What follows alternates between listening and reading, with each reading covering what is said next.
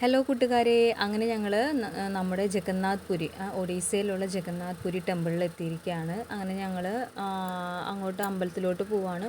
ഓട്ടോയിലാണ് വന്നിരുന്നെങ്കിലും ഞങ്ങൾ പകുതി ഇറങ്ങി നടന്നു, നമുക്ക് കാഴ്ചകളൊക്കെ കാണാമല്ലോ. ഇതാണ് നമ്മുടെ ജഗന്നാഥ് പുരി ക്ഷേത്രം. വിഷ്ണുവാണ് ഇവിടുത്തെ അവതാരം. അതായത് വിഷ്ണുവിൻ്റെ ഹൃദയം ഇവിടെയുള്ള സമുദ്രത്തിൽ നിന്ന് കിട്ടി ഇവിടെ കൊണ്ടുവച്ചു എന്നാണ്. അപ്പോൾ ഈ അമ്പലത്തിൻ്റെ ഉള്ളിൽ തുടിക്കുന്ന ഹൃദയം ഇപ്പോഴും ഉണ്ടെന്നാണ് പറയപ്പെടുന്നത്. ഭയങ്കര ഒരു പോസിറ്റീവ് എനർജി ആട്ടോ. നമുക്ക് ഉള്ളിലോട്ട് ഫോണൊന്നും കടത്താനൊന്നും പറ്റുന്നില്ല. പിന്നെ അധികം വീഡിയോസും ഫോട്ടോസുകളൊന്നും അങ്ങനെ അവിടെ എടുക്കാനായിട്ട് അവർ സമ്മതിക്കില്ല. ഇതാണ് ശരിക്കും അമ്പലം.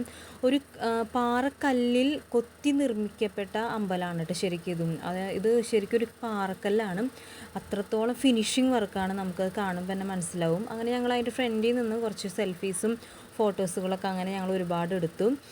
കാരണം ഇതൊക്കെ നമ്മുടെ ഒരു മെമ്മറി ആണല്ലോ, നമുക്ക് ഇങ്ങനെയൊക്കെ ഇവിടേക്ക് പോകാൻ പറ്റിയത്, ഈ ഒരു അമ്പലത്തിൽ നമുക്ക് കാണാൻ പറ്റിയതൊക്കെ. ഏകദേശം പുരാണങ്ങളിൽ എഴുതിയിട്ടുണ്ട് 2024 കൂടി, അതായത് 24 ഒരു 25-26 കൂടി ഇത് സമുദ്രം എടുത്തു പോകുമെന്നാണ് പറയപ്പെടുന്നത് ഈ ഒരു ക്ഷേത്രം. നമ്മളെല്ലാവരും പോയി കണ്ടിരിക്കേണ്ടതാണ്.